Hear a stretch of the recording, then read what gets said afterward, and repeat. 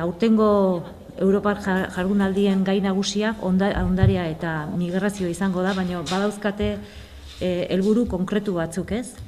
Europako kultura aniztasunaren sensibilizazioa, elkarrizketa interkulturala bultzatzea, razismo eta xenofobiari aurre egitea, ondarea gordetzearen beharraz gizartea jabetu eta sensibilizatzea, eta Europako elkarbizitzak suposatzen duen desafio bai sozial, politiko eta ekonomikoari ekitea, ez?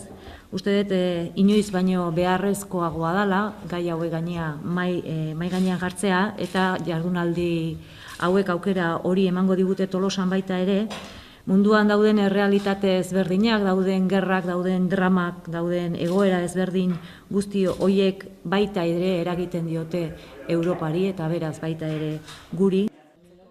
Como sabéis, el Topic siempre participa en toda iniciativa que se nos presenta, porque nos parece que es importante participar y estar presentes. Y en esta especialmente nos parecía, sobre todo por el tema que es, ¿no? El tema de las migraciones, que está tan al día en este momento, que está tan patente, que tanta gente está sufriendo, ¿no?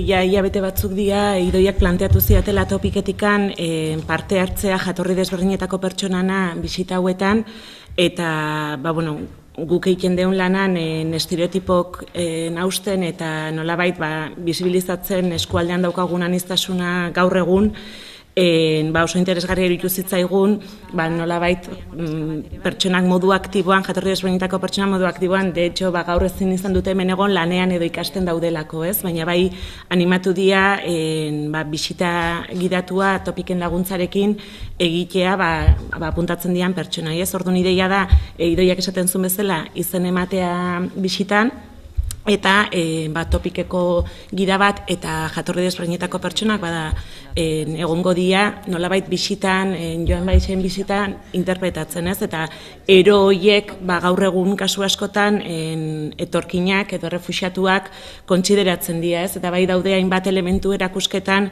nolabait beak proposatzen duen irakurketa aske horretan, askotan etorkin edo migrante edo gu geok beste leku batea juten ganen sentitu itzazkeun gauzak ikusten diala, ez? Orduan, animatu jendea etortzea, eta pixka bat ere empatia hori bilatzea edozein artxiboko ekintzan ere ikusiko den bezala gu ere migratzaileak izan gehalako, gaur egun ere hemendikan jendea kanpora joan behar duelako, eta jende ere honea etortzen danean ikusteko zergatik migratzen duen jendeak eta askotan ez gehala hain desberdinak, ez da.